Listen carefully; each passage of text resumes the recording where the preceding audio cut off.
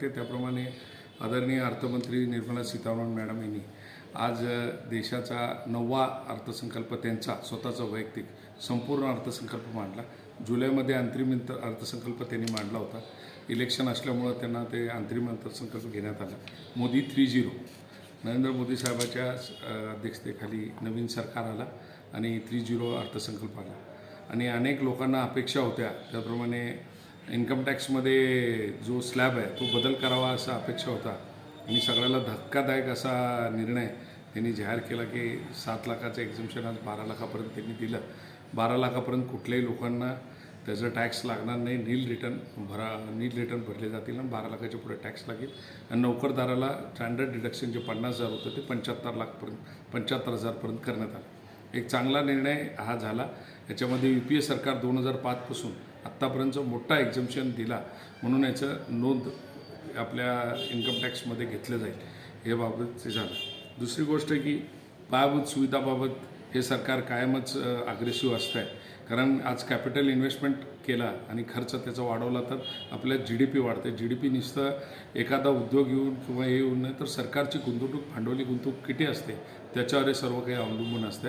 त्यासाठी त्यांनी वेगवेगळ्या सेक्टरमध्ये 4 प्लॅन 5 प्लॅन असं डिक्लेरेशन केलेलं आहे आणि यावेळेस अर्थसंकल्प मॅडमनी 12.5 मिनटं 1.5 तासातच आटोपला। हा अर्थसंकल्प शॉर्टमध्ये घेताना आम्हाला आता त्याचे डिटेल्स अभ्यास करायचे, जेवढे हायलाईट्स आम्हाला मिळाले त्याच्या आधारे आम्ही हे बाईट देत आहोत। अनेक ठिकाणी यांच्या योजना आल्या आहेत। शेतकऱ्यांसाठी अनेक प्रॉब्लेम असतात की आपण बघतो बाजारामध्ये फ्रूट्स मोठ्या प्रमाणात येतात आणि त्याचे दर बघितले तर आज सफरचंद 100 रुपये किलो, 12 महिने पेरू आपण 50 रुपयाला 2 किलो घेतो आहे। अनेक फ्रूटचे दर उतरलेत। आम्ही गेल्या वर्षभर फूड प्रोसेसिंग इंडस्ट्री आणण्यासाठी आणि फळावा तसेच भाजीपाला ज्याला कवडीमोल किंमत अनेकदा येते, कांद्यासारख्या वस्तूला बी रस्त्यावर फेकलं जात आहे। ह्या बाबी लक्षात घेऊन शेतीप्रधान भारत देश असल्यामुळे ह्यासाठी आम्ही पाठपुरावा केला। त्यामुळं सरकारने फूड प्रोसेसिंग इंडस्ट्रीसाठी एक स्कीम आणलेली आहे। त्यानंतरनं शेतीसाठी प्रधानमंत्री धनधान्य कृषी योजना ज्याच्या माध्यमातून नवनवीन उत्पादन घेण्यात येईल। त्यानंतर 12 महिने उत्पन्न घेण्यात येईल। आपणच बघितलं की गेल्या वर्षी 11,000 रुपये सोयाबीनला दर होता ना, आता 4,500 यायला आहे। कापसाला दर नाही। तर यासाठी एक लॉंग टर्म स्कीम्स सरकारकडे यायला पाहिजे आणि याला PPP मॉडेलमधून घ्यायला पाहिजे अशी आमची मागणी होती। त्यासाठी या उत्पन्नाला कसं वाढवलं जाईल त्यासाठी सरकारने सहकार क्षेत्राला धरून नवीन इंडस्ट्री आणण्यासाठी एक स्कीम आलेली की सहकार क्षेत्राच्या बरोबर शेतकऱ्यांना नवनवीन उत्पादन कसे आणावं त्यासाठी लोकल लोकांना घेऊन त्यांची स्कीम करण्यात येईल।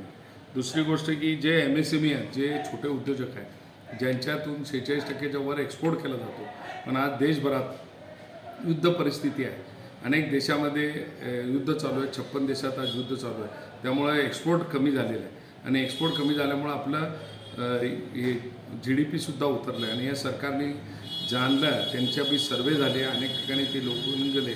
मेन सेक्टरमध्ये जे नुकसान व्हायला लागलं ते पाहून आम्ही त्यांना म्हटलं की तुम्ही जर MSMEचं कॅपिटल इन्व्हेस्टमेंट वाढवलं, त्यांचे जर डेफिनेशन तुम्ही चेंज केली तर ते मोठ्या प्रमाणात फायदेशीर होईल।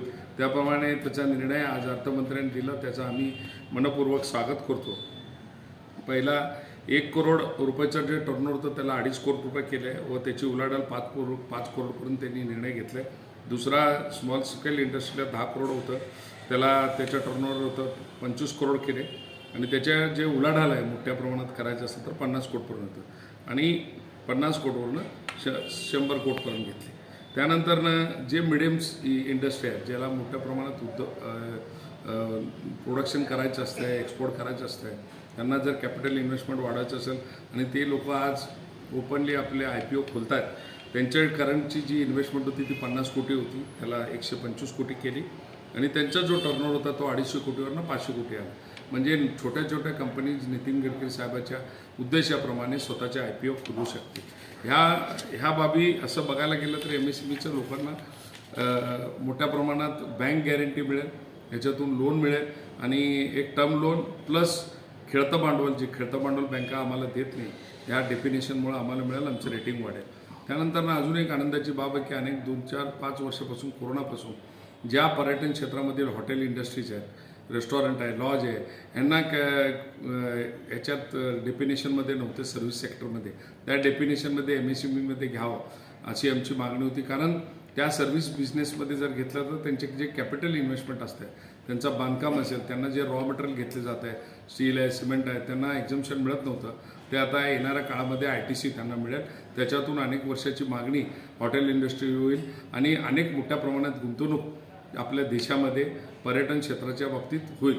कारण आज आपण इकडं महाकुंभ आपण बघतो, तिथे जी इन्व्हेस्टमेंट झाली आहे त्याप्रमाणे इन्व्हेस्टमेंट अनेक ठिकाणी हॉटेलची होईल आणि पर्यटन क्षेत्रासाठी स्पेशल असं पॅकेज या सरकारने आणलेलं आहे. त्यानंतरनं स्किल डेव्हलपमेंटमध्ये त्यांनी बदल केलेले आहे. PM गती शक्ती योजनामध्ये फक्त सरकारी ठिकाणी रोड आहे, त्याच्यानंतरनं हवाई आहे, सागर वाहतूक आहे, त्यानंतर अनेक रेल्वेचे इन्व्हेस्टमेंट याच्यावर जे सरकार खर्च करत होतं त्याची माहिती प्रायव्हेट सेक्टरला नव्हती. त्याची प्रायव्हेट सेक्टरला द्या अशी मागणी मोठ्या प्रमाणात उद्योजकांची होती. ती मागणी सरकारने पूर्ण केली. टुरिझम उद्योग बळकटी करण्यासाठी मेडिकल टुरिझममधून आपण आज सहसा सोलापुरात एखाद्या पेशंटला चांगलं ट्रीटमेंट नाही मिळालं तर आपण ताबडतोब परराज्यात हैदराबादला जातो किंवा तेलंगणात जातो किंवा इकडं आपण पुण्याला जातो. तर एका गावावरनं पेशंटला दुसरीकडे तर मेडिकलसाठी आपण जातो. त्यानंतर केरळाला अनेक जण हेल्थ टुरिझमसाठी जातात. तर ह्या सगळ्या गोष्टीसाठी सरकारने PPP मॉडेल, जे मोठमोठ्या कंपन्या तिथं काम करतात त्यांच्याबरोबर मिळून सरकार योजना आणायला लागली. एक गोष्टी चांगलं आहे. त्यानंतरनं मी आत्ताच पहिलं म्हणलो की एक्सपोर्टचं प्रमोशन करणं गरजेचं होतं.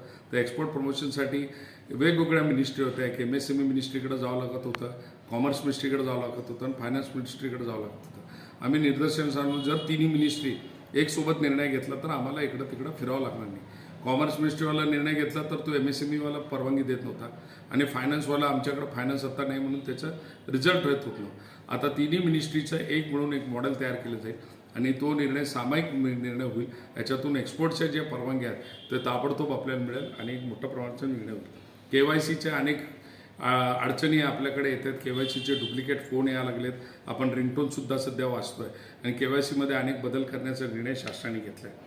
विमा क्षेत्र, जे हेल्थ इन्शुरन्स असेल किंवा अनेक विमा असतील, याच्यामध्ये परकीय गुंतवणुकासाठी FDIसाठी फार दिवसापासून प्रयत्न चालू होतं आणि त्याला परवानगी मिळत नव्हती. ती 100% गुंतवणूक होईल. ह्याच्यातून कॉमन मॅन यांना मोठ्या प्रमाणात फायदा होईल. कारण आज ह्या इन्व्हेस्टमुळं इथं स्थानिक ठिकाणी कॉम्पिटिशन वाढेल आणि स्वस्त दरामध्ये इन्शुरन्स करण्यात येईल. याशिवाय डिफेन्सला गेल्या 4,91,000 कोटीची तरतूद केली आहे आणि आमच्या कॉमर्स मिनिस्ट्रीमधून 65,553 कोटीची तरतूद याच्यात केली आहे. सर्वात महत्त्वाचं म्हणजे TDSच्या बाबतीमध्ये भुगतानसाठी डिडक्शन वाढवण्यात आलेलं आहे. त्यानंतरनं स्टँडर्ड डिडक्शन 50,000वरून 75,000 केलेलं आहे. टेक्निकल टेक्स्टाईलच्या मशिनरीमध्ये मेडिकल असेल, शेती असेल व अनेक इंडस्ट्रीचे मशिनरी येतात, त्या मशिनरीमध्ये 2 अजून कंपनीचं नाव उल्लेख करण्यात आलं. आणि आज आपण सगळीकडे बघतोय पेट्रोल डिझेलचे भाव वाढल्यामुळं अनेक जण बॅटरीजच्या आपण लिथियम बॅटरीच्या गाड्या वापरतो आणि त्याला लागणारा रॉ मटेरियलवर कस्टम ड्युटी होती. ती कस्टम ड्युटी माननीय अर्थमंत्री महोदयांनी कमी केल्यामुळं मोठ्या प्रमाणात फायदा होईल. त्याबरोबरच आपल्या देशात मोबाईल नोकिया कंपनी पेरांबरपूर इथं साऊथमध्ये मोठ्या कंपन्या इथे इन्व्हेस्टमेंट केल्यात.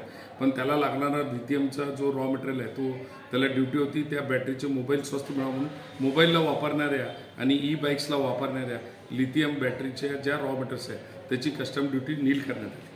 ह्या सगळ्या बाबती करत असताना सर्वांच्या डोळा लागला होता की अर्थसंकल्पाचा स्लॅब का होईल आणि त्यामध्ये न्यू रिझ्यूमला एक्झम्पशन होतं पण ओल्डला जास्त नव्हतं. तर तो रिझ्यूम 12 लाखपर्यंत केला आहे. ह्या बाबतीमध्ये आम्ही देशाचे पंतप्रधान नरेंद्रभाई मोदी यांच्या याच्यावर छाप आहे असं आम्ही म्हणल्यास वावगं ठरणार नाही. गृहमंत्री अमितभाई शाह आणि आमचे राज्याचे मुख्यमंत्री देवेंद्र फडणवीस साहेब यांनासुद्धा आम्ही अर्थसंकल्पाबाबत पाठपुरावा केला होता. त्याच्यामध्ये ह्या स्लॅब वाढवण्यासाठी निर्णय घ्यावा आणि त्याप्रमाणे राज्य सरकारने पत्रव्यवहार केला. त्यांचंसुद्धा आम्ही आभार मानतो. मग एकंदरीत हा अर्थसंकल्प भविष्याचा वेध घेणारा आहे आणि याच्यातून जास्तीत जास्त रोजगार कसा वाढेल याचा प्रयत्न सरकारने केला आहे असं म्हणण्यास वावगं नाही. महिलांसाठी बी योजना या अर्थसंकल्पात आल्या. मोठमोठ्या योजना डिक्लेअर करण्यापेक्षा वस्तुस्थितीला धरून योजना डिक्लेअर करण्यावर अर्थमंत्र्याचा भर होता आणि मोदी 3.0 ही सक्सेस होईल याची आम्ही खात्री देतो.